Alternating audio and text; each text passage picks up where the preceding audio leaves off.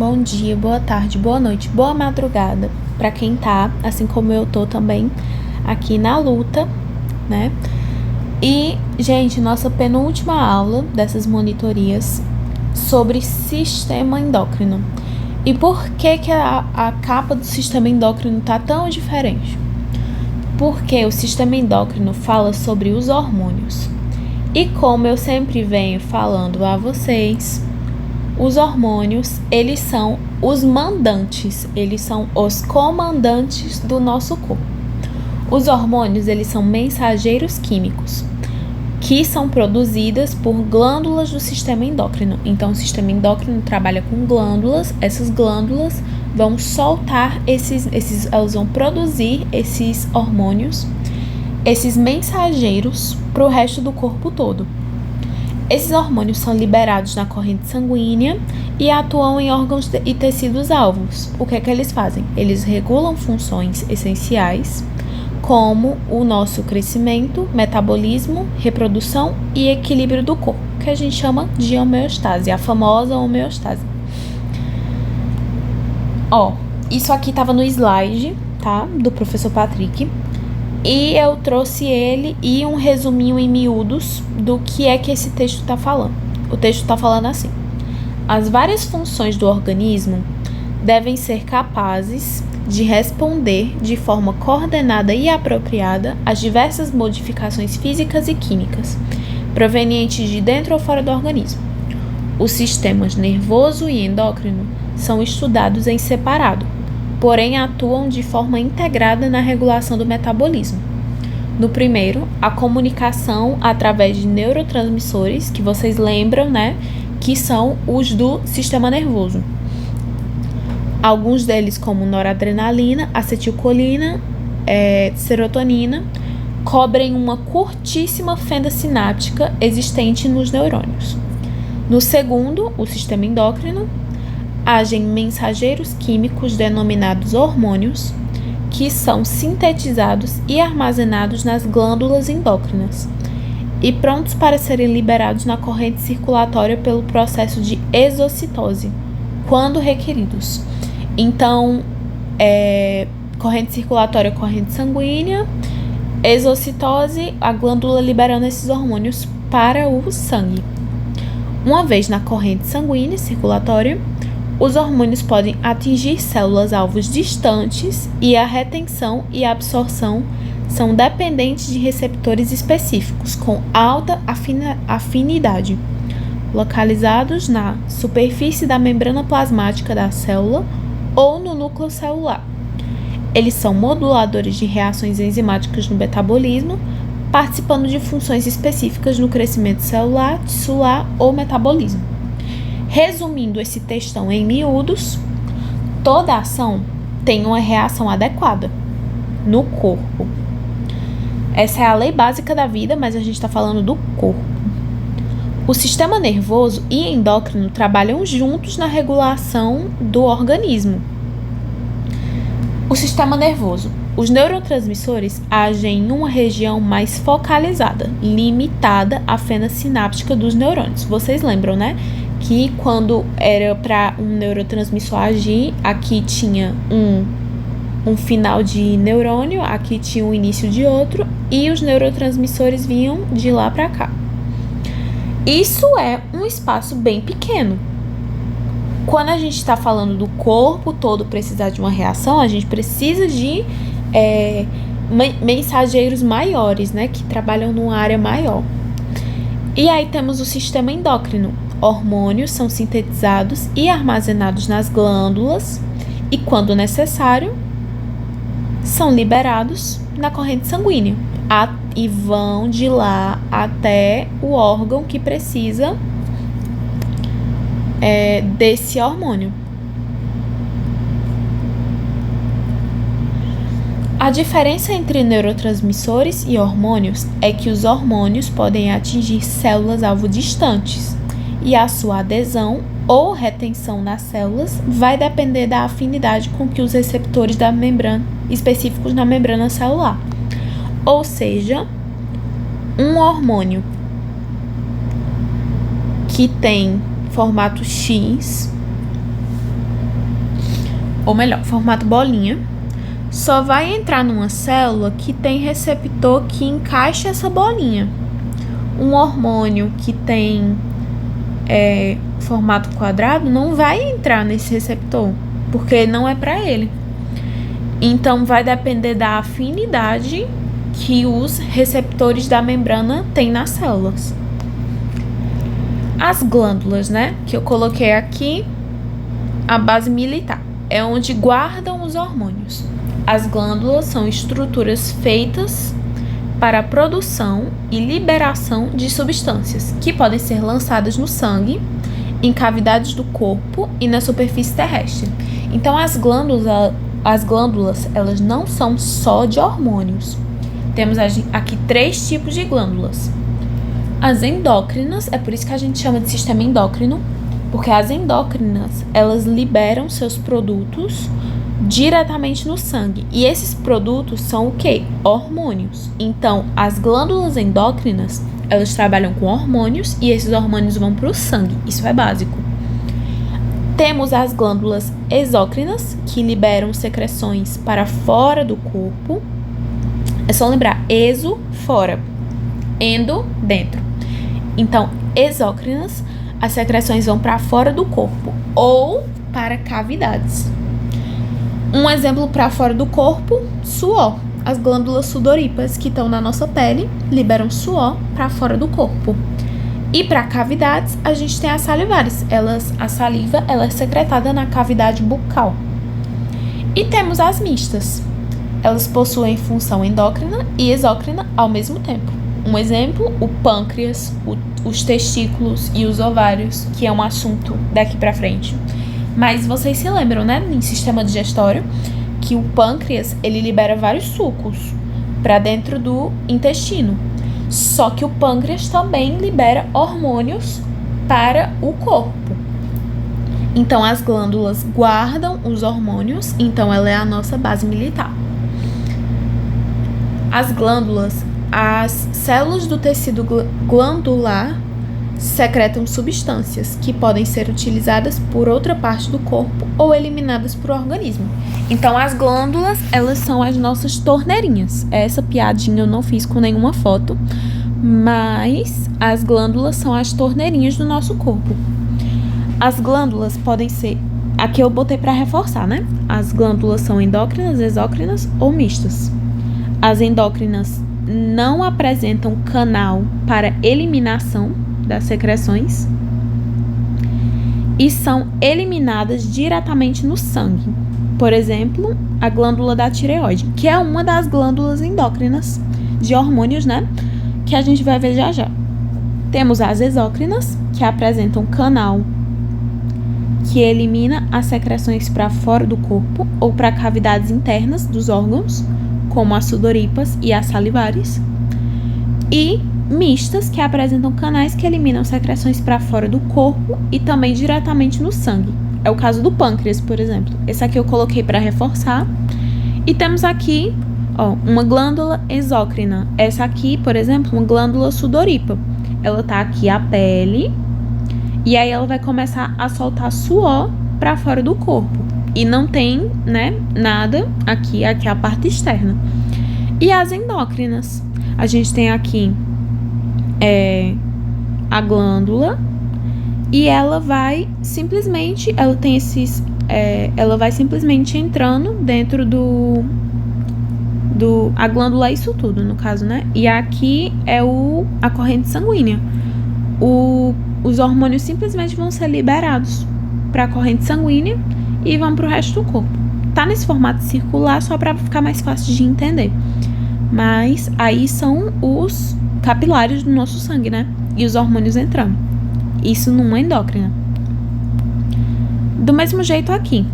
Uma glândula exócrina que vai sair para fora da pele. Por exemplo, né? A pele.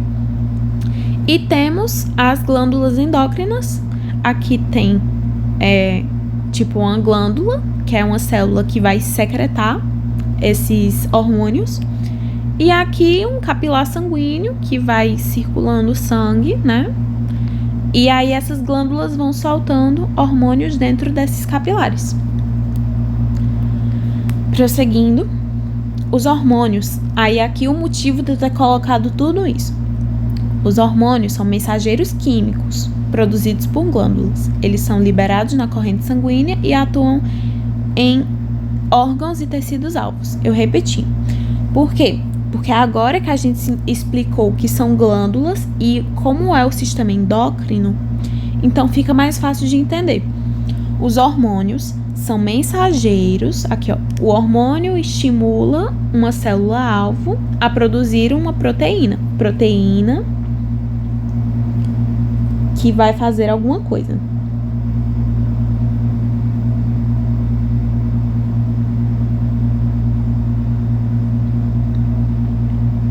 No corpo. Então, aqui temos o seu hormônio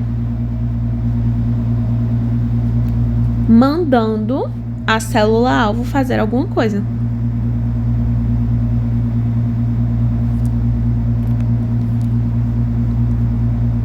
Então, é por isso que eu fiz toda essa piadinha de militar, não sei o quê, porque eles são os mandantes. A base militar deles são as glândulas, que é onde eles ficam guardados, e eles vão pro sangue, e aí quando eles chegarem, eles vão mandar a célula-alvo fazer alguma coisa. Piadinhas à parte, todos os hormônios atuam através de receptores específicos presentes na célula-alvo. Os receptores fornecem por meio pelo qual os hormônios interagem inicialmente com as células e podem se localizar na membrana, no citosol e no núcleo. Aqui nós temos os tipos de sinalização que acontecem no corpo, mas o foco é a sinalização endócrina, que chamados os hormônios, nosso objetivo de estudo. Aqui temos uma célula endócrina que soltou um hormônio dentro do sangue, circulou para o sangue, chegou na célula-alvo e ela vai se ligar com o receptor. Repetindo a mesma informação, a célula secretora libera hormônios, esses hormônios vão chegar na célula-alvo e essa célula-alvo tem os receptores específicos, então o hormônio se encaixa e consegue entrar ou então fazer a sua ação na célula, né? E aqui uma célula que não tem receptores para esse tipo de hormônio, não vai haver encaixe. Mais uma vez, a célula endócrina libera hormônios, esses hormônios passam pelo sangue e quando chegar nas células-alvo, vai encaixar com os receptores e praticar a sua ação determinada. Vai mandar alguma coisa acontecer. Vai mandar uma proteína ser criada, vai mandar o corpo fazer alguma coisa, vai mandar. E agora, entrando em si no sistema endócrino, agora que vocês entenderam o que é que um hormônio faz, a gente vai ver como os hormônios trabalham no corpo, de onde eles vêm, para onde eles vão, o que eles fazem. Hoje, no Globo Repórter. Temos primeiro o hipotálamo, essa partezinha aqui de cima do cérebro, que é essa região do cérebro que controla as funções corporais. Temos a hipófise, que é essa daqui abaixo do cérebro, que é a glândula mestre. Ela controla o funcionamento de outras glândulas endócrinas e, consequentemente, de diversas funções do organismo. Então, ela manda nos mandantes. Ela é tipo o comandante que vai mandar. Eu não sei quais são as patentes, gente, mas tipo, o que manda mais, o que manda nos que mandam, tipo isso. Temos a tireoide, que é essa glândula que fica no pescoço, que basicamente funciona no metabolismo. Temos a paratireoide, que fica também aqui nessa região do pescoço, mais externa, regula cálcio e fósforo no organismo.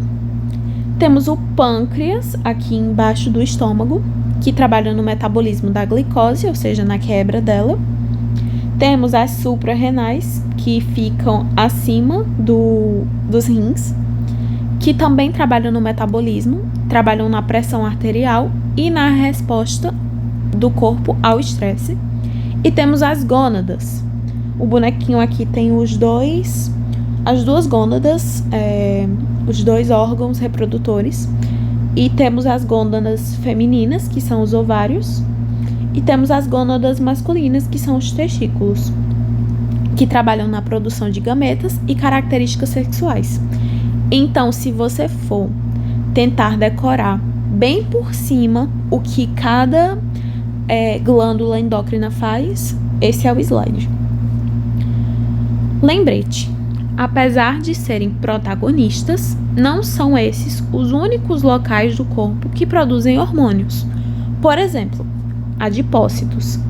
Para quem não sabe o que são adipócitos são as células que guardam gordura no nosso corpo. Então, se você pegar na sua pochetinha agora mesmo, pegar na sua gordurinha do braço, você vai estar apertando muitos adipócitos, né? Porque todo o nosso tecido gorduroso é feito de adipócitos. E esses adipócitos também possuem função endócrina. Então, não são só glândulas que têm função endócrina. Outros locais do corpo também produzem hormônios. Aí aqui, mas por conhecimento, né? A classificação química dos hormônios. A gente tem hormônios aminos, que são aqueles que tem aqui, ó. A imagem tá péssima, gente, mas aminos. Eles têm uma terminação de amina, né, que é aquela que tem nitrogênio. Temos peptídeos, é o grupo mais numeroso de hormônios. São compostos por aminoácidos, que vocês lembram que são os formadores de proteínas. Temos os hormônios esteroides, que são produzidos a partir do colesterol. Temos os eicosanoides, que são produzidos exclusivamente na membrana plasmática das células e de quase todos os tecidos, e podem ser considerados como segundos mensageiros intracelulares. Alguns exemplos de hormônios assim, temos a histamina e a prostaglandina. A prostaglandina talvez vocês não conheçam, mas a histamina é aquela famosinha que surge quando você tem uma reação alérgica. Então, se você encostou num camarão, a sua mão começa a coçar, começa a ficar vermelha e não tem nenhuma glândula na mão, né?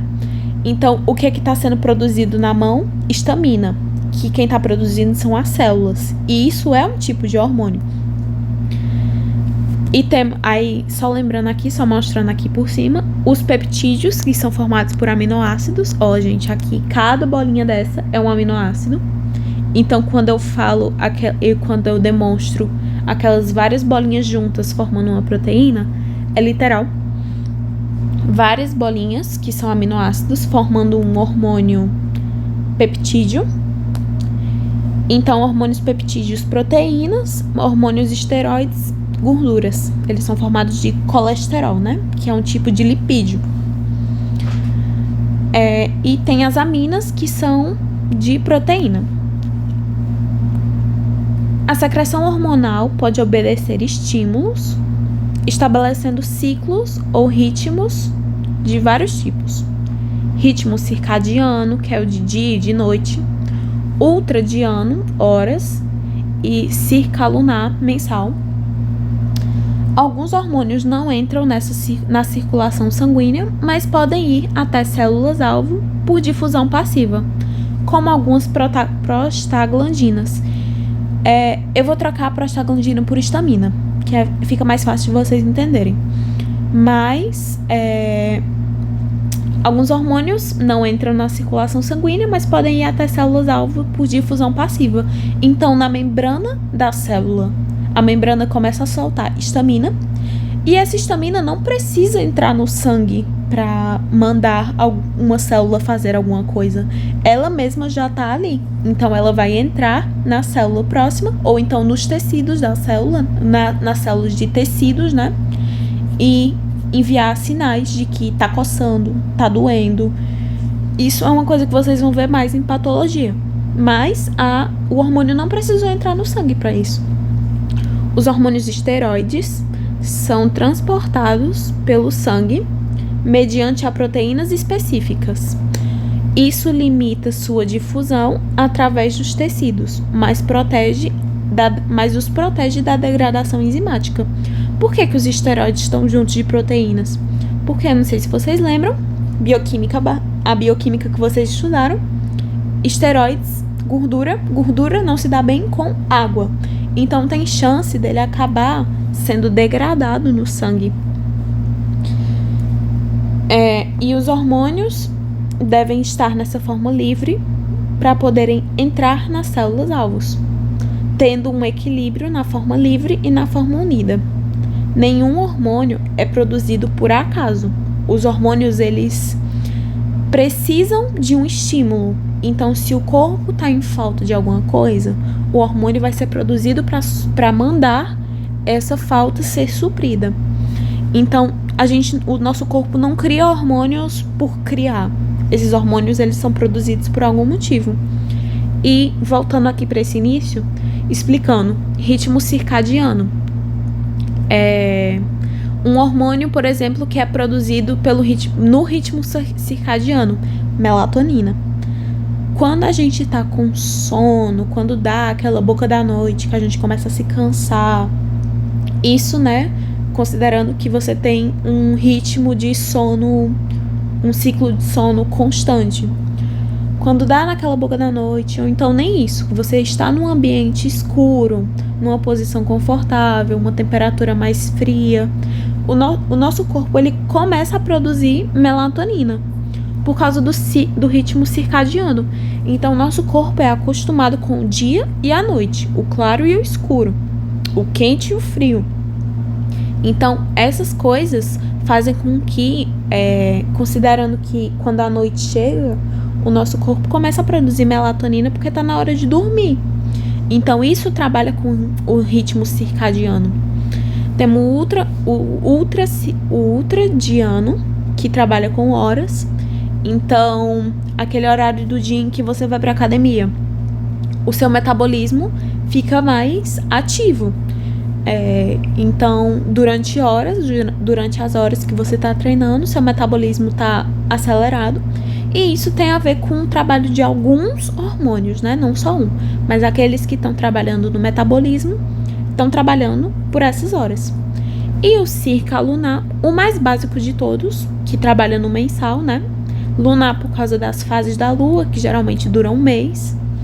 Mensal, ciclo menstrual. É um ciclo que dura um mês, geralmente. Início, meio e fim duram um mês. Então, alguns hormônios, eles têm ritmos específicos.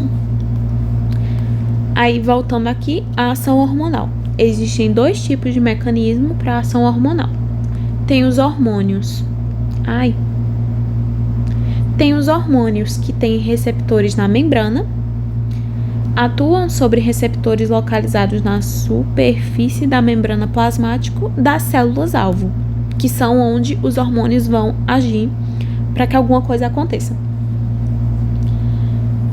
AMP e GMP são segundos mensageiros, que aumentam a mensagem dentro da célula em resposta ao hormônio e regulam processos como a ativação de proteína e a alteração da expressão gênica.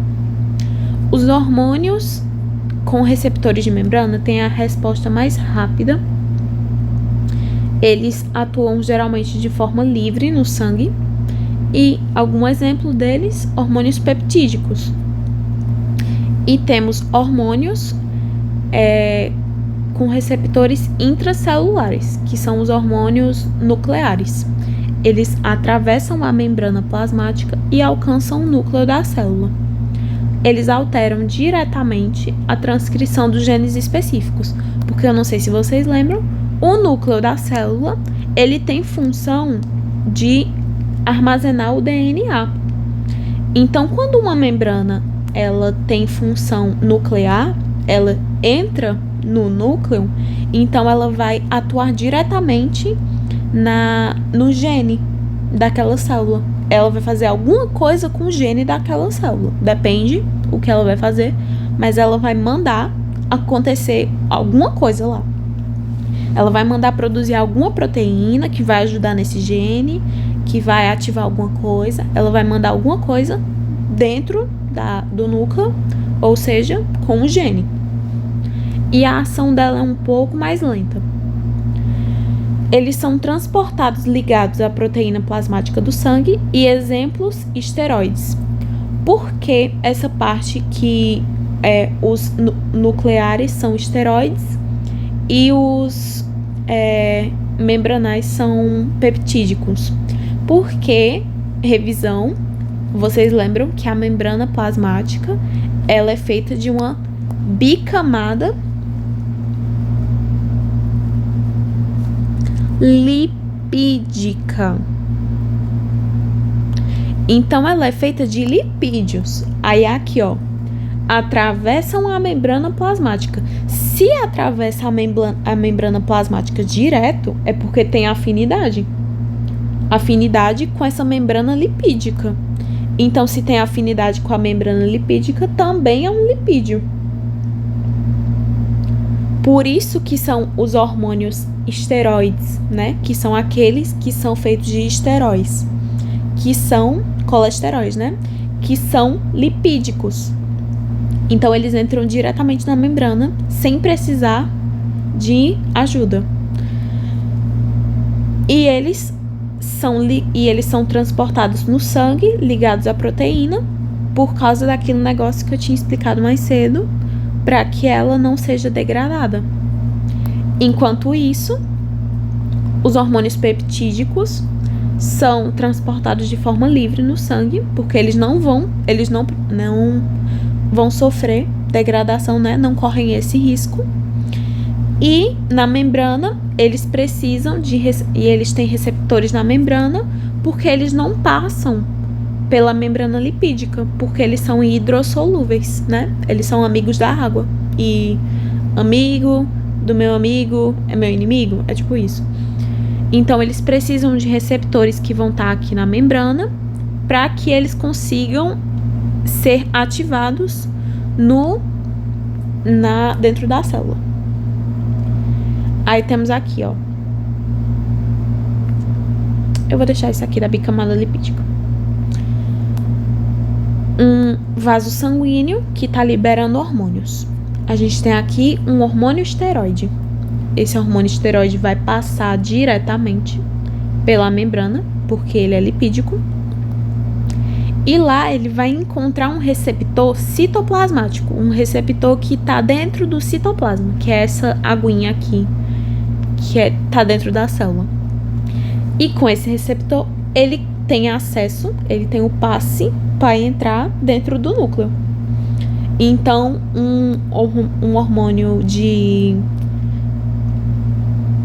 receptores intracelulares, nucleares, ele funciona desse jeito. Enquanto isso, um hormônio amina ou um hormônio polipeptídeo, que são os de receptores na membrana.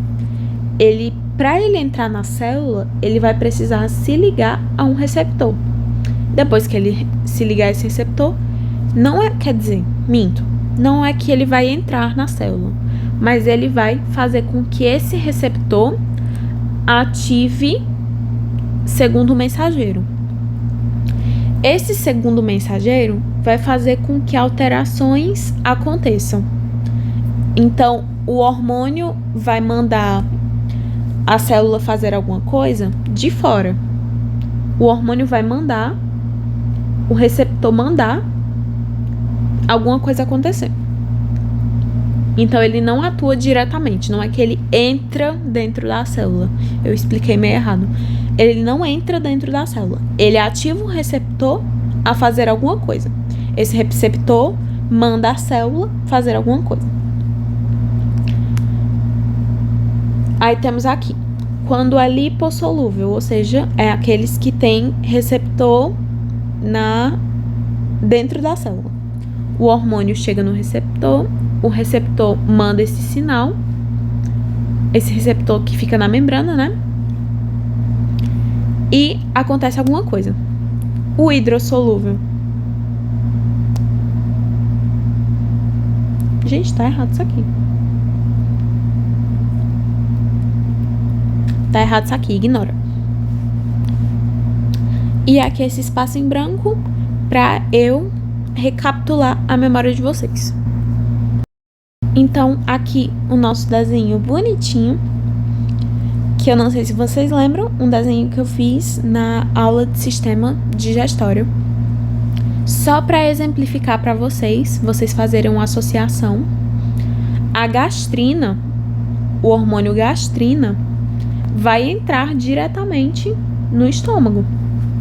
E quando ela entra diretamente no estômago, ela estimula a secreção de HCl, de fator intrínseco e de pepsinogênio. Então, o que é que ela tá fazendo? Ela tá mandando entrar essas três coisas do estômago. E ela ainda vai ter função de mandar o pepsinogênio virar pepsina. Então, vocês estão vendo como o hormônio funciona? Ainda mais um hormônio que entrou dessa maneira, que nem a gastrina. Entendido isso, regulação da secreção hormonal. Lá no início, na primeira aula, a gente falou sobre feedback negativo e feedback positivo. Eu até voltei lá aquele esquemazinho que eu tinha feito na primeira aula. A secreção de hormônios, ela é regulada. Eles não são hormônios que a glândula pensa, eu acho que tá precisando agora, e aí é solto. Ela é regulada, principalmente por mecanismos de feedback, que mantém o equilíbrio interno do organismo. São dois tipos de feedback, o feedback negativo e o positivo.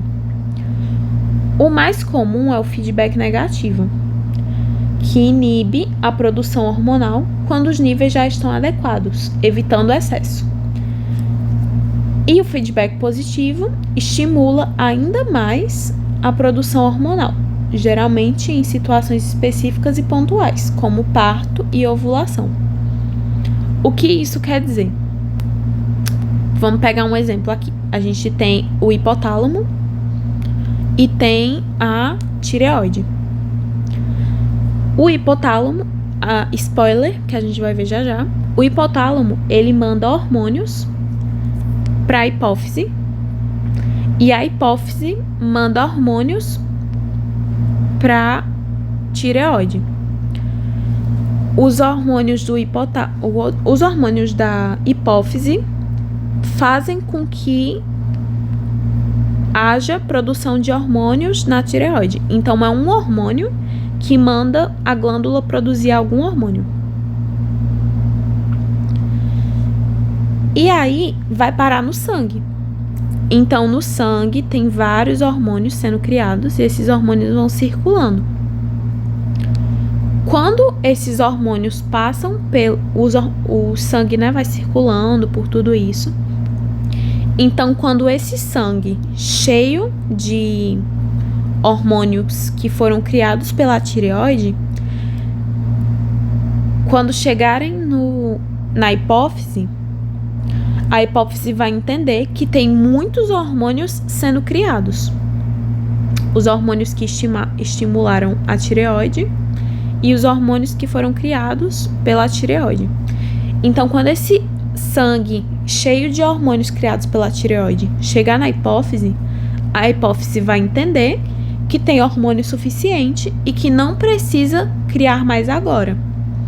Então, um feedback negativo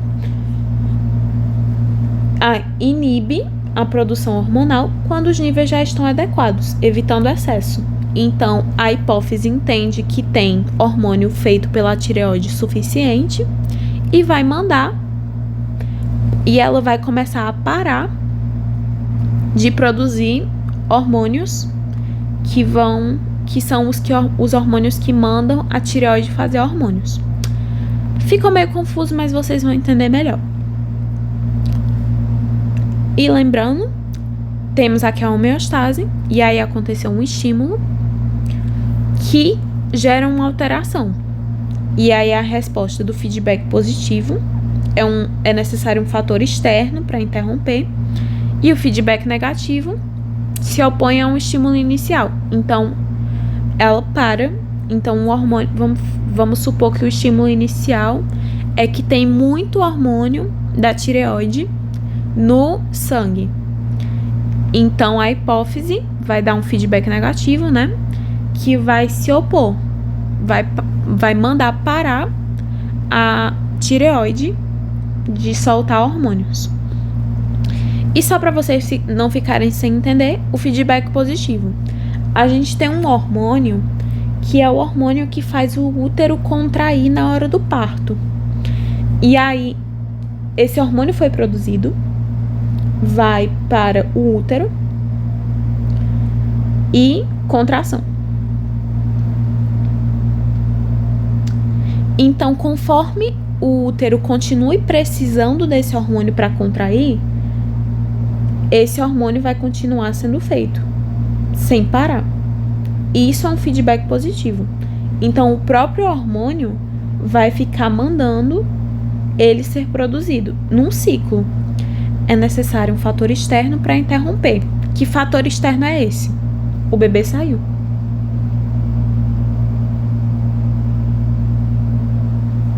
O bebê saiu do útero, parou de produzir ocitocina. Caso não pare, caso clínico, aí os enfermeiros, os médicos vão precisar jogar alguma coisa dentro do sangue da mulher para que esse hormônio pare de ser criado. Esse hormônio precisa parar, né? E agora a gente pode começar a trabalhar especificamente com as glândulas e o que elas soltam. Começando pela hipófise e pelo hipotálamo, que são as que estão no cérebro. Temos aqui bem bonitinho, na parte de baixo do cérebro, temos o hipotálamo, que é essa pontinha que fica mais para cima, e abaixo dela temos o hipotálamo, que é essa bolinha que fica aqui embaixo, né? A hipófise. E o que é que elas fazem? A hipófise e o hipotálamo, eles, aqui ó, a hipófise, ela tem a neurohipófise e a adenohipófise, que a neuro armazena hormônios do hipotálamo e a adenohipófise produz hormônios. Os hormônios do hipotálamo, então quer dizer que a neurohipófise, ela armazena e a adenohipófise cria hormônios. E isso tudo no hipotálamo, ou na hipófise, perdão. Então, começando pelo hipotálamo, temos dois hormônios principais no hipotálamo. Temos o hormônio antidiurético e a ocitocina. Então, o hipotálamo, ele faz dois hormônios. E aqui eu vou estar riscando, eu vou estar marcando as partes principais que vocês têm que saber, tá? Para facilitar. O hipotálamo tem o hormônio antidiurético. A função principal do hormônio antidiurético é promover reabsorção de água nos rins. Em altas concentrações, causa vasoconstrição. Aí temos as informações, né? Tipo que químico dele é peptídico. O estímulo dele, o que é que estimula a produção de antidiurético? O aumento da osmolaridade plasmática, ou queda da pressão arterial. Vocês lembram, né, que tem a osmolaridade, né, que é a concentração de água que tem no sangue. Então, a osmolaridade plasmática. Então, é a quantidade de água que tem no corpo que causa queda da pressão arterial. Ou seja, tem pouca água no sangue. Então, quando essa água for filtrada pelos rins, para que parte dela seja excretada ou não, o ADH vai reabsorver a água dos rins quando ele for, né, criado. Se tem ADH nos rins, então a água vai ser reabsorvida e ela vai voltar para o sangue para que aumente a pressão arterial. Então, o hipotálamo, que é uma célulazinha que está que é uma regiãozinha que está no cérebro, uma glândula que está no cérebro, vai enviar sinais para os túbulos dos rins e os vasos sanguíneos. Então, lá da cabeça... Ai, a imagem ficou tão longe. Eu adoro usar essas imagens, vocês sabem disso. A glândula que tá na cabeça vai passar pelo sangue todo até chegar nos rins. Então, é assim já dá pra ver na prática como é que um hormônio funciona. E uma curiosidade clínica, a deficiência de ADH causa diabetes insípidos, poliúria e polidipsia.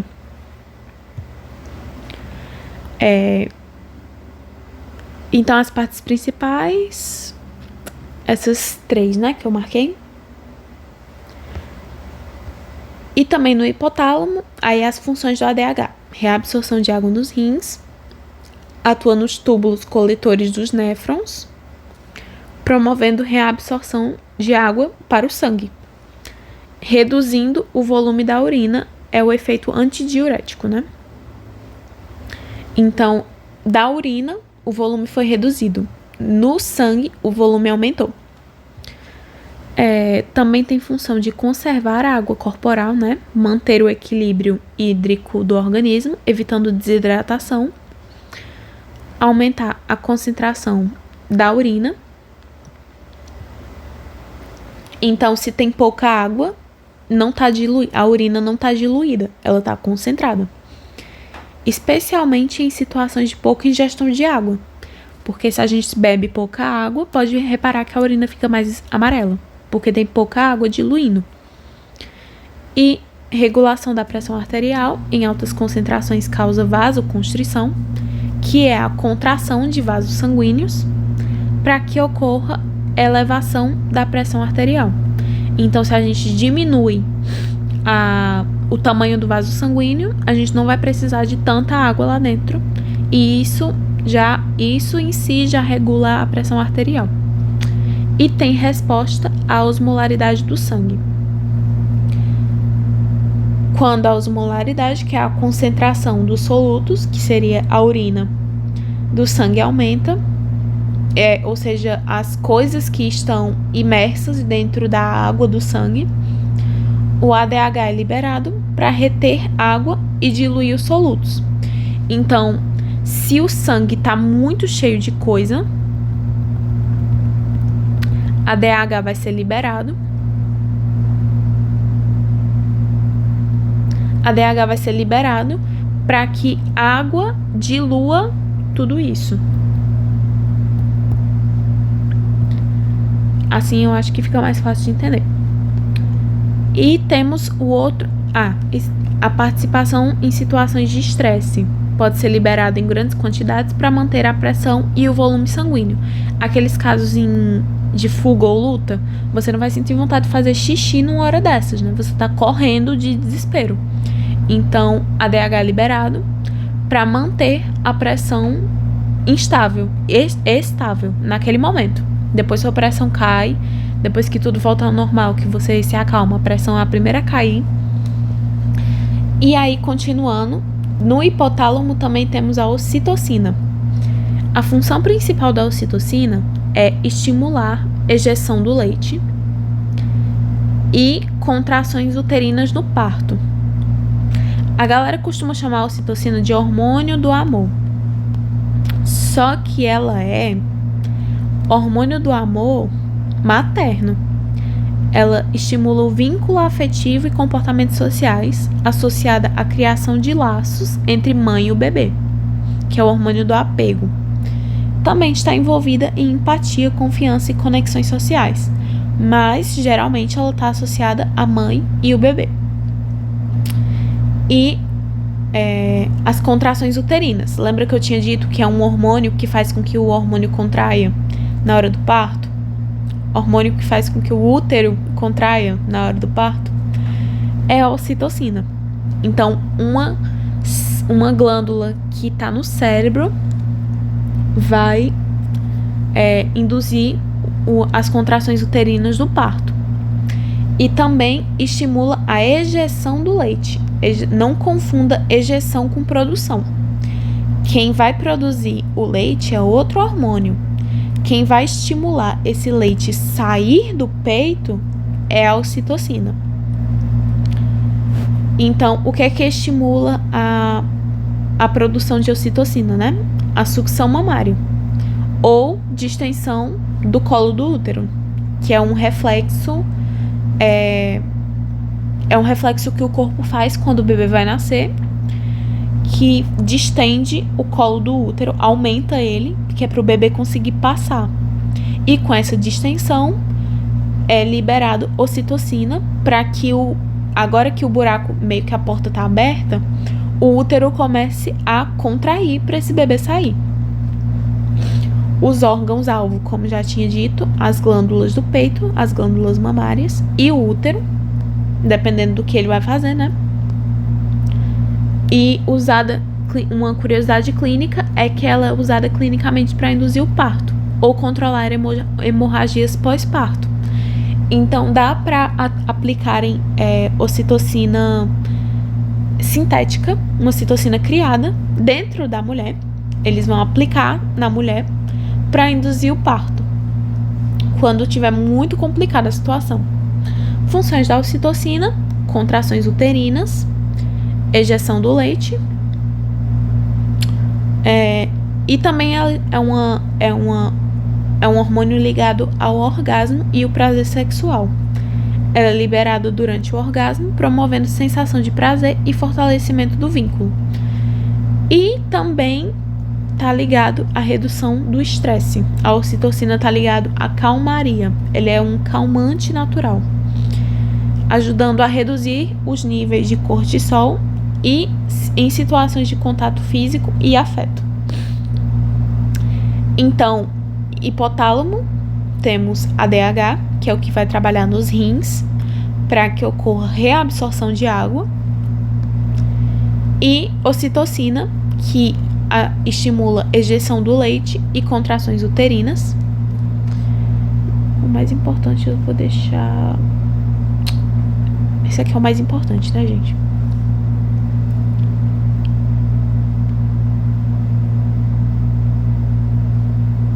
E esse daqui também. E aí, agora a gente chega na hipófise. A hipófise, gente, como eu tinha dito antes, ela é a glândula mestra. Ela faz muita coisa. Ela produz muito hormônio que vai trabalhar no corpo.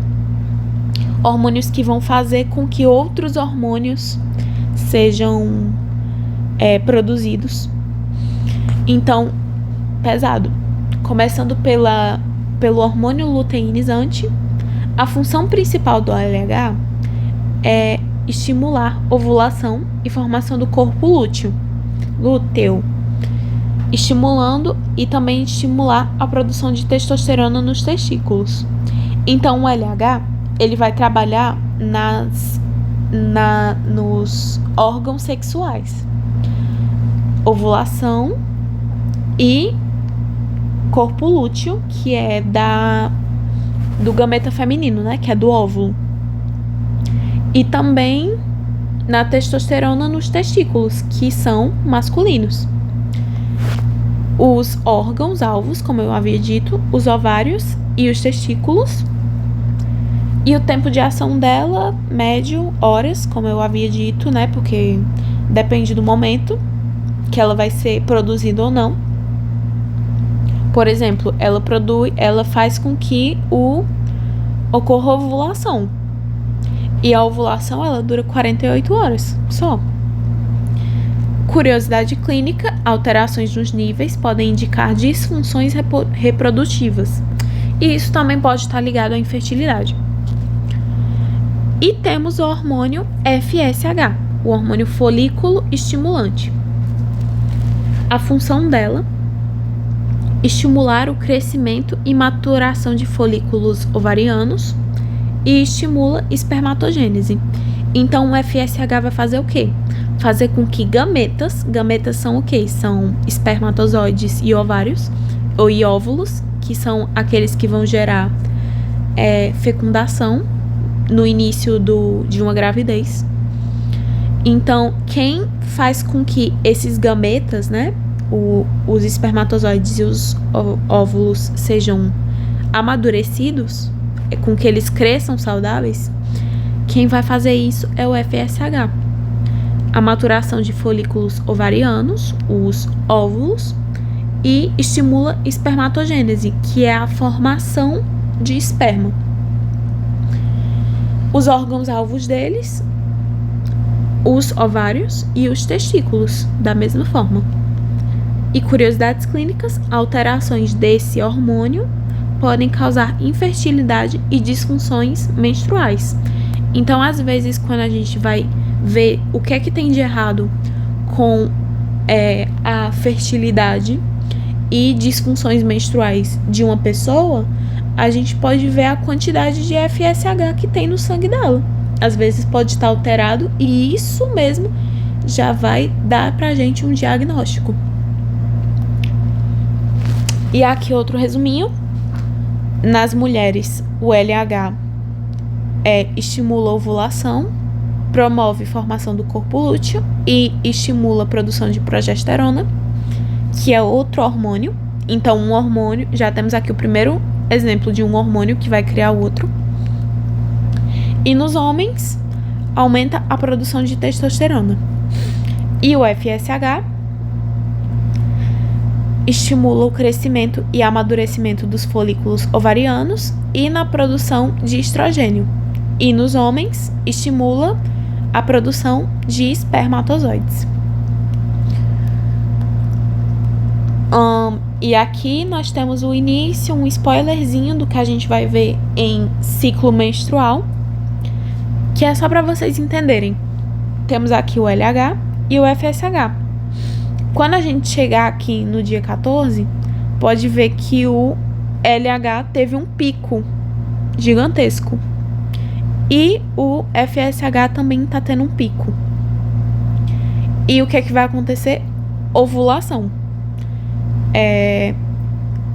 Ovulação, liberação de um óvulo que foi amadurecido. Amadurecido pelo FSH e liberado pelo LH. Aqui o tamanho do pico de LH. Então, o que é esse pico? LH, chegou muito LH no sangue, muito LH foi produzido, e quando chegou no óvulo, liberou o óvulo. Mas isso é um spoiler, a gente vai ver mais pra frente como é que funciona melhor isso. Outro hormônio que é feito pela hipófise é o hormônio do crescimento, que a gente também chama de GH. Ele estimula o crescimento corporal, síntese proteica e aumento da glicemia e lipólise. Então, ele estimula o corpo a crescer, ele estimula proteína ser criada, ele aumenta a glicemia, a quantidade de glicose que tem no sangue, e ele estimula a quebra de lipídios.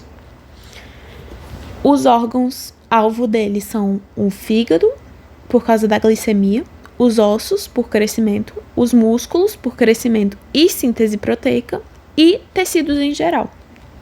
Curiosidade clínica: deficiência causa nanismo, excesso causa gigantismo ou acromegalia. Dá pra ver aqui o exemplo que eu coloquei: uma pessoa que tem deficiência de GH e uma pessoa que tem GH demais. E a gente também tem, antes disso, o GH, que é liberado pela hipófise, atua nos ossos, causando seu crescimento. E além disso, temos o famoso ciclo de GH, que é quando o GH ele é injetado dentro do corpo. Ele não é produzido pela hipófise, ele é injetado. E agora a gente sabe por que os marombeiros fazem isso, né? Os bombados fazem isso. Porque aumenta a síntese proteica, ou seja, aumenta o tamanho do músculo, estimula o crescimento corporal, aumenta a glicemia, que é a glicose no sangue, vai fazer com que o corpo tenha mais energia, e lipólise, ela quebra a gordura do corpo.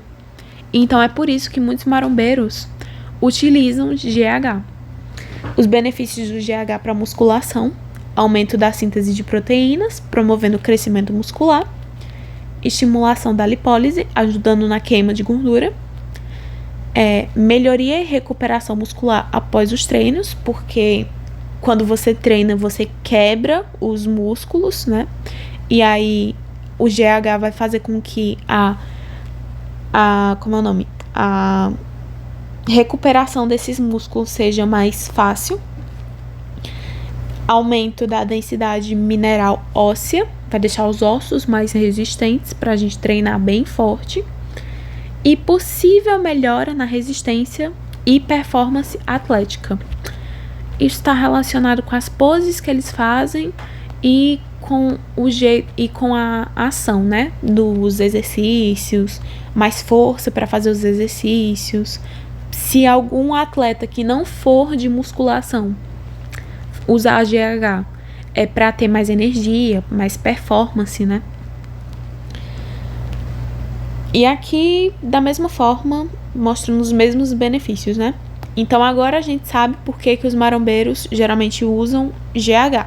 Um dos vários que eles usam, mas usam GH e é por isso que eles usam GH. Na hipófise temos o TSH, não é FSH, TSH, que é o hormônio estimulante da tireoide. Então é um tipo de hormônio que faz com que outro hormônio seja produzido. Era aquele que eu tinha citado mais cedo. A função principal dele: estimula a síntese e liberação de hormônios T3 e T4, que são os hormônios que a tireoide vai produzir.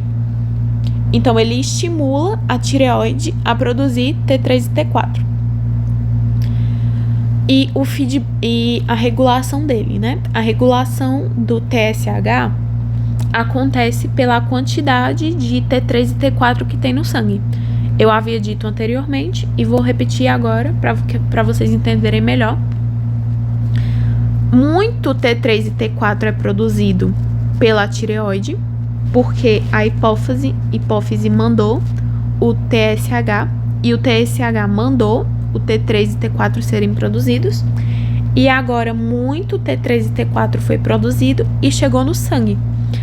Quando esse sangue passou de novo pela hipófise, a hipófise entendeu que tem muito T3 e T4 e diminuiu a produção de TSH, regulando assim os níveis de T3 e T4 no corpo. Curiosidade clínica: alterações causam hipotireoidismo ou hipertireoidismo, né? Que é aquele pessoal geralmente ligado a bócio, tem a ver com TSH também, não só com T3 e T4. Quando para uma glândula produzir determinado hormônio, efeito trófico. O que é o efeito trófico? É quando para uma glândula produzir determinado hormônio, um hormônio precisa ativá-la. Por exemplo, TSH, que vai estimular a tireoide a produzir T3 e T4.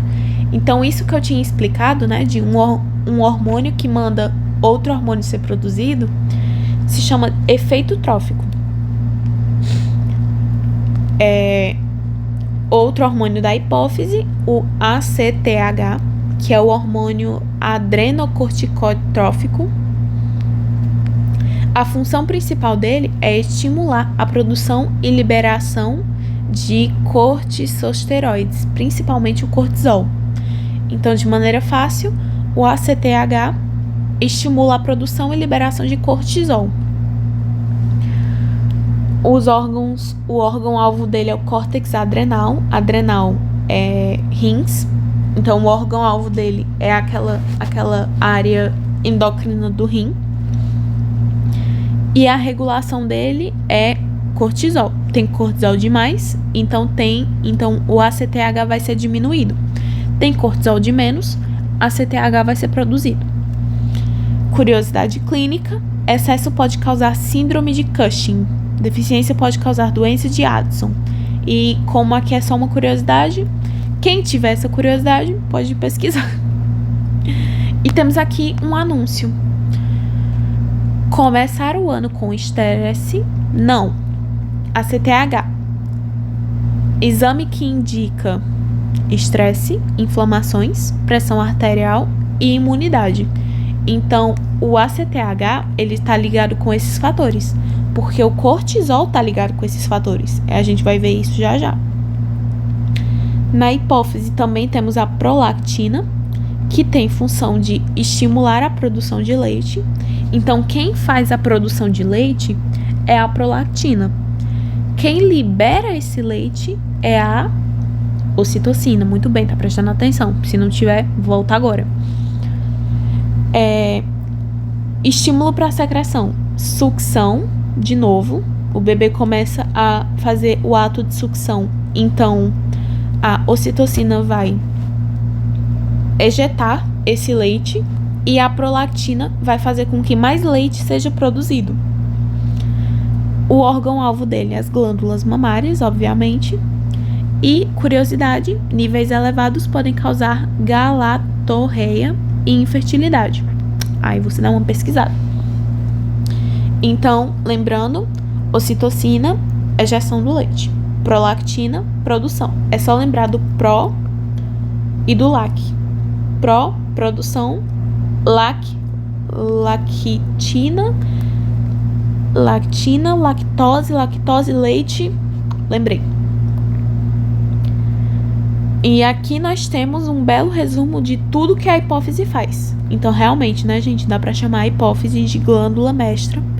Ela vai criar ACTH, que vai produzir cortisol, MSH, que a gente não viu esse, mas está relacionado à pele, GH, que está relacionado a crescimento, TSH, que está relacionada à produção de T3 e T4 na tireoide, FSH e LH, que vão fazer estímulos nas glândulas, ADH, que vai reabsorver água nos rins, e prolactina e ocitocina nas glândulas mamárias. Então, a hipófise, ela trabalha no corpo todo. E agora, descendo da cabeça para o pescoço, temos a tireoide e a paratireoide. A tireoide, ela fica aqui na traqueia. Ela fica aqui... Ela fica aqui na traqueia.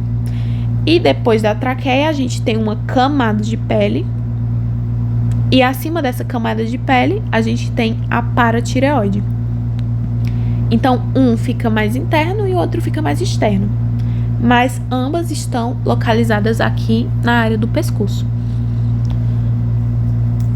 A tireoide, ela tem hormônios triiodotironina e tiroxina, ou então tetraiodotirosina. Então, 3, tetra, 4. A função principal dele é regular o metabolismo basal, crescimento e desenvolvimento do corpo.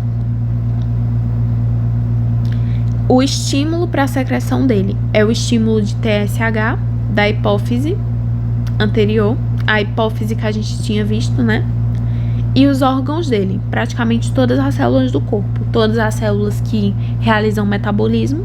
Então, se tem uma mitocôndria lá dentro, tem metabolismo. Então, tem T3 e T4. A regulação dele na verdade, aqui tá errado. A regulação dele é TSH. E uma curiosidade clínica.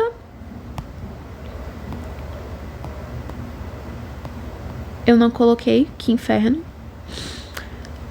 A curiosidade clínica mais importante relacionada a ele é isso daqui, ó. Hormônios iodados.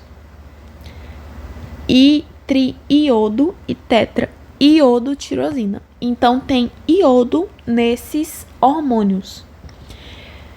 E eu não sei se vocês sabem, quem é de nutrição geralmente sabe, ou então quem sabe mais o básico sobre vitaminas e minerais, sabe sobre isso. A deficiência de iodo no corpo, na alimentação, pode gerar hipotireoide. Ou então, desníveis de iodo no corpo podem causar hipertireoide. Problemas de tireoide geralmente estão relacionados à deficiência ou desníveis de iodo. E é por isso que na legislação brasileira, o iodo, por obrigação, está presente no sal de cozinha, para que diminua a incidência de problemas relacionados à tireoide. Se você tem algum problema na tireoide, obviamente você vai procurar um médico, mas isso também pode estar relacionado à deficiência de iodo no seu corpo. Por exemplo, bócio. Bócio está muito relacionado à deficiência de iodo no nosso corpo, porque isso faz com que os hormônios T3 e T4 venham defeituosos, já que não tem iodo. Como é que ele vai produzir T3 e T4 normal sem iodo, se ele não tem iodo? É que nem você montar um quebra-cabeça faltando uma peça. Então, iodo, T3 e T4, tireoide. Sempre relacione. E a tireoide também produz calcitonina. A função da calcitonina é reduzir o cálcio sanguíneo, inibindo a reabsorção óssea. O que a calcitocina faz? Então é só você lembrar, cálcio no sangue. Ela reduz o cálcio no sangue, inibindo a reabsorção óssea. Reabsorção óssea é aquela quebra, né, do osso. O osso vai sendo quebradinho, gerando cálcio pro sangue.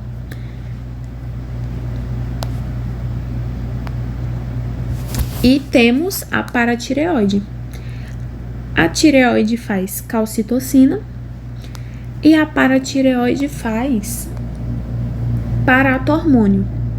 O paratormônio, ele aumenta o cálcio no sangue, estimulando reabsorção óssea, aumentando a reabsorção renal de cálcio e ativando vitamina D, que aumenta a absorção intestinal de cálcio. O estímulo para a secreção dele, queda nos níveis de cálcio no sangue, da mesma forma que o estímulo para a secreção de calcitocina é o aumento dos níveis de cálcio no sangue.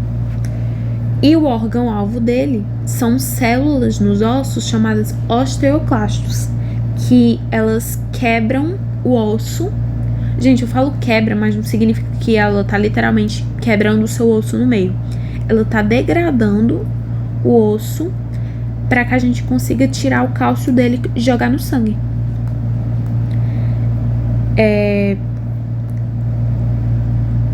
E aí, no caso, a calcitocina vai inibir esses osteoclastos de quebrarem o osso.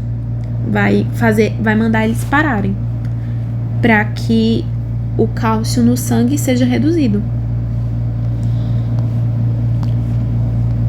Aí aqui um resuminho: tireoide tireoide T3 e T4 aumentam a taxa metabólica, calcitocina diminui a concentração de cálcio no sangue, e na paratireoide, paratormônio aumenta a concentração de cálcio no sangue. E aqui, explicando de maneira melhor como é que funciona essa duplinha. Essa duplinha é bastante importante. A calcitocina, aí aqui tem a regulação, né? Alta concentração de cálcio no sangue. Então, tem muito cálcio no sangue. A tireoide vê o sangue passando com muito cálcio, vai começar a liberar calcitocina. Essa calcitocina vai chegar nos ossos e inibir a liberação de mais cálcio. Ou seja, vai mandar o osso parar de se quebrar. E isso vai fazer com que menos cálcio vá para o sangue.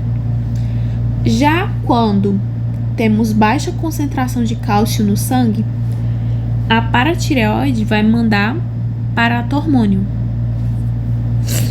que vai estimular a liberação de cálcio pelo osso. Então, aqueles osteoclastos, aquelas células, vão começar a quebrar o osso para que o cálcio vá para o sangue, para regular a quantidade de cálcio que tem no sangue. Da mesma forma, ele vai aumentar a reabsorção renal de cálcio, ou seja, os rins vão começar a reabsorver o cálcio para ele continuar no sangue, e ativar a vitamina D. A vitamina D, ela tem uma função muito importante. Ela vai para o intestino e absorve cálcio. Então, às vezes, você tá com fraqueza nos músculos, fraqueza no corpo, por deficiência de cálcio, mas não é só deficiência de cálcio, é porque você também não tá comendo ou então tomando sol, que tem vitamina D. Comendo coisas que tem vitamina D e não tá levando sol. Às vezes você tá com fraqueza por causa disso. E aqui é outro desenho que exemplifica a mesma coisa. Então, a duplinha calcitocina, que é liberada na tireoide, vai fazer com que menos cálcio vá para o sangue, e o paratormônio, que é da paratireoide, vai fazer com que mais cálcio vá para o sangue. Outro desenho que fala a mesma coisa. E agora, descendo do pescoço lá para baixo, temos o pâncreas. Lembra que o pâncreas, ele liberava vários sucos? Temos aqui o tubo da bile, né? Que vai fazer com que o suco biliar seja secretado. Temos aqui células,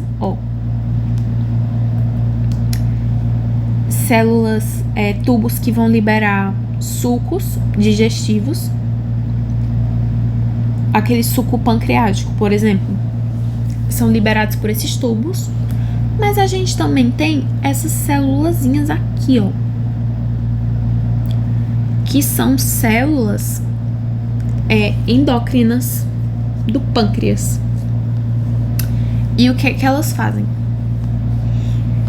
Tem dois hormônios muito importantes que são produzidos por essas células do pâncreas: a insulina e o glucagon. A insulina, ela reduz os níveis de glicose no sangue, promovendo sua captação, uso e armazenamento.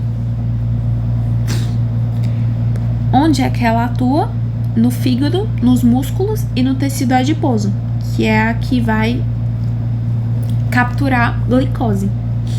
E também temos o glucagon, que a função dele é aumentar os níveis de glicose no sangue, estimulando a glicogenólise e a gliconeogênese hepática. E o estímulo dela é a queda de glicose no sangue. E o estímulo da insulina, aumento de glicose sanguínea. Curiosidade da insulina: a ausência ou resistência leva a diabetes. Curiosidade do glucagon: níveis elevados são observados em diabetes descompensadas, contribuindo para a hiperglicemia. Então, eu quero esse desenho. Então, vamos lá. Um alimento chegou E aí, quando esse alimento é digerido, temos uma alta de glicose. Essa alta de glicose vai estimular a produção de insulina. Essa insulina, o fígado absorve a glicose e armazena em forma de glicogênio. Então, a insulina estimulou que essa glicose seja absorvida, não só pelo fígado, mas também pelas células que absorvem glicose. Já quando não temos alimento, a gente tem uma baixa de glicose. Essa baixa de glicose vai estimular o pâncreas a produzir glucagon.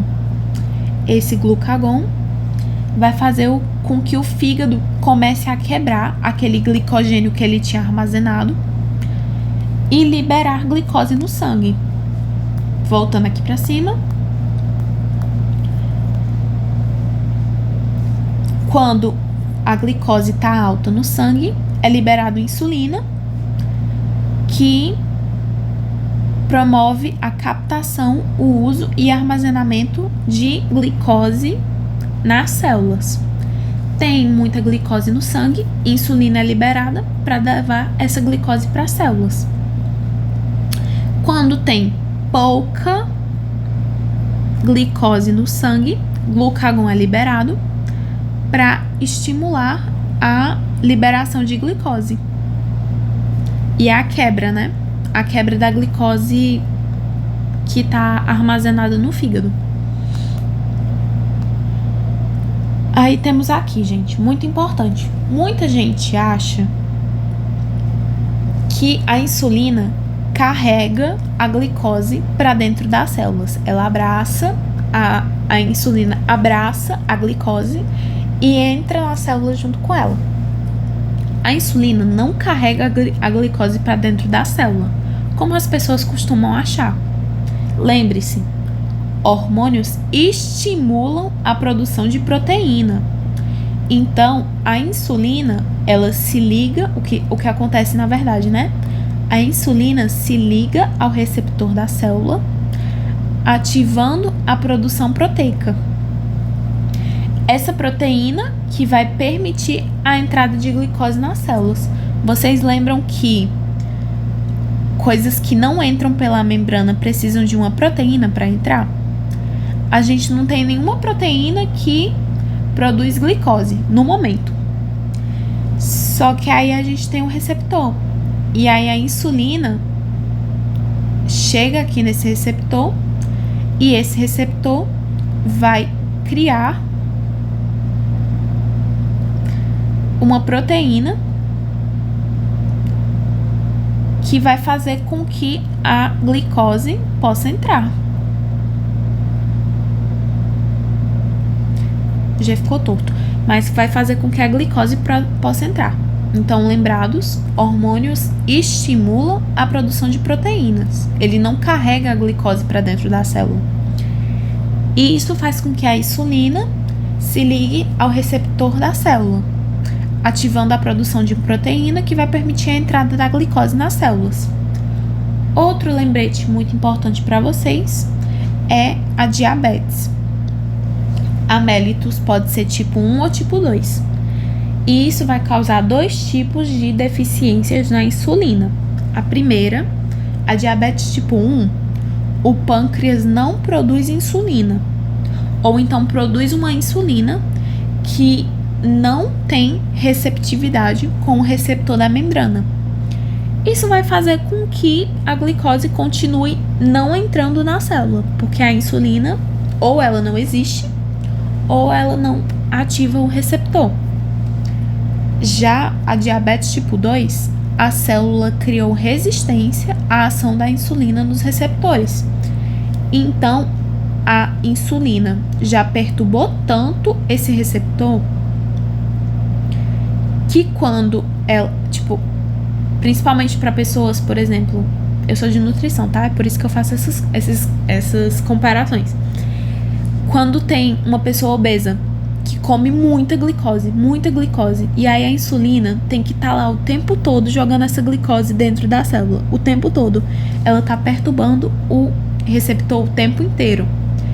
Em algum momento, esse receptor não vai mais aguentar a cara da insulina e vai gerar uma resistência.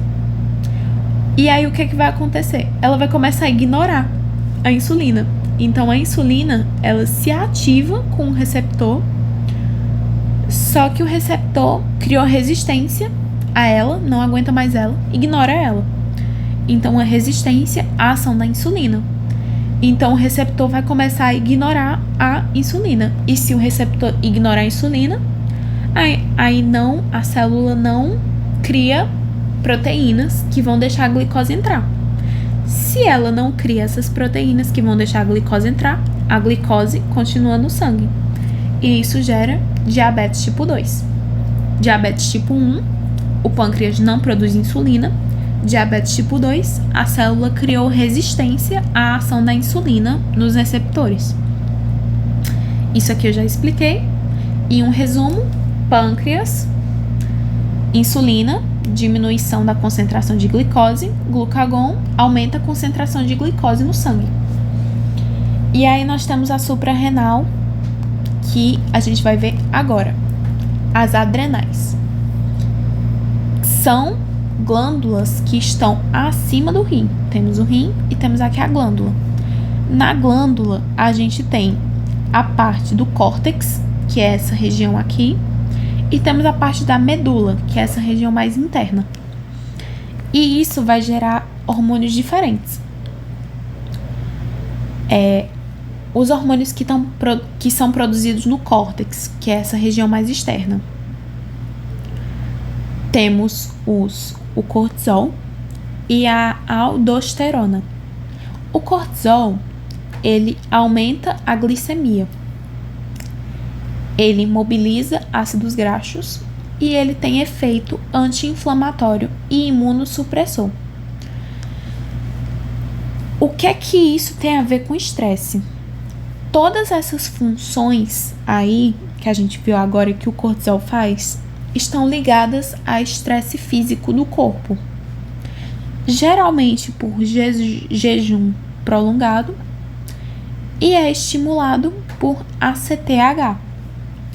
Então, geralmente, quando a gente tá com fome, a gente começa a ficar irritado. Isso também tem a ver com a liberação de cortisol. Ele trabalha no fígado, nos músculos, no tecido adiposo e no sistema imune, por causa das funções dele. Então, fígado aumenta a glicemia, músculos e tecido adiposo mobiliza ácidos graxos e sistema imune, efeito anti-inflamatório e imunossupressor. Curiosidade: excesso causa síndrome de Cushing e deficiência pode causar doença de Addison, que são a mesma curiosidade que a gente viu no ACTH. Por quê? Porque o ACTH vai induzir a liberação de cortisol. Aí agora também temos, criados no córtex das adrenais, né, que são as que estão em cima dos rins, temos a aldosterona, que promove a reabsorção de sódio e excreção de potássio, regulando a pressão arterial e o equilíbrio hídrico. Então, da mesma forma que o ADH controla água, a aldosterona controla os íons, sódio e potássio. É a reabsorção deles, né? No caso, que é a volta deles pro sangue. O estímulo para essa secreção: o sistema renina-angiotensina-aldosterona, o aumento de potássio sérico, que foi o que a gente viu lá na aula de sistema excretor. E temos os órgãos-alvos deles, são os túbulos renais. E uma curiosidade é que hiperaldosteronismo, que é muito aldosterona, leva a hipertensão e hipocalemia. E aí temos os hormônios produzidos na medula dos adrenais. Adrenais lembram um nome muito familiar, Na medula, a gente tem a produção de adrenalina e noradrenalina. A função principal da adrenalina, todo mundo já sabe, mas, revisando, prepara o corpo para luta ou fuga. Aumenta a frequência cardíaca, aumenta a pressão arterial. Tem broncodilatação, que é a dilatação dos vasos sanguíneos, para que o sangue corra mais rápido. Liberação de glicose, para que a gente consiga o corpo funcionar de alguma maneira, nem que seja correr. O estímulo para a secreção, estímulo do sistema nervoso, situações de estresse agudo. Órgãos-alvo, coração, vasos, fígado, pulmões, músculos, o corpo todo, basicamente. Regulação pelo sistema nervoso autônomo. Então, a gente tem uma situação de perigo, a gente tem o nosso sistema nervoso libera rapidamente e pontualmente estímulos que fazem com que a adrenalina seja liberada. O tempo de ação, muito rápido, porque isso é muito rápido. Você ouve um disparo, você sobe numa árvore, ou você sai correndo, ou você se joga no chão, e isso acontece antes de você mesmo perceber. Porque o tempo da ação da adrenalina é muito rápido. E uma curiosidade clínica, tumores causam liberação excessiva dessa adrenalina, gerando crises hipertensivas. Então, às vezes, a hipertensão também está ligada a isso, né? E agora nós temos as gônadas. A gente já passou por todos os hormônios e agora a gente chegou nos relacionados ao sistema reprodutor. As gônadas são as glândulas sexuais que produzem gametas e hormônios. Então, os masculinos têm os testículos, que produzem gametas masculinos, que são espermatozoides, e produz hormônios masculinos chamados andrógenos. E nas gônadas femininas, os ovários, temos a produção do gameta feminino, que é o óvulo, e hormônios femininos. Essa parte aqui eu vou deixar para a próxima aula, para vocês entenderem bem direitinho. Então, se vocês forem para o próximo vídeo, que é o de sistema reprodutor, no finalzinho dele, eu vou estar voltando nesse slide aqui para falar sobre ele. Mas antes, eu quero falar sobre o sistema reprodutor em geral. Então, vou ficando por aqui. Espero que tenham entendido tudo. Se não tiverem entendido, por favor, me procurem. E é isso. Muito obrigada.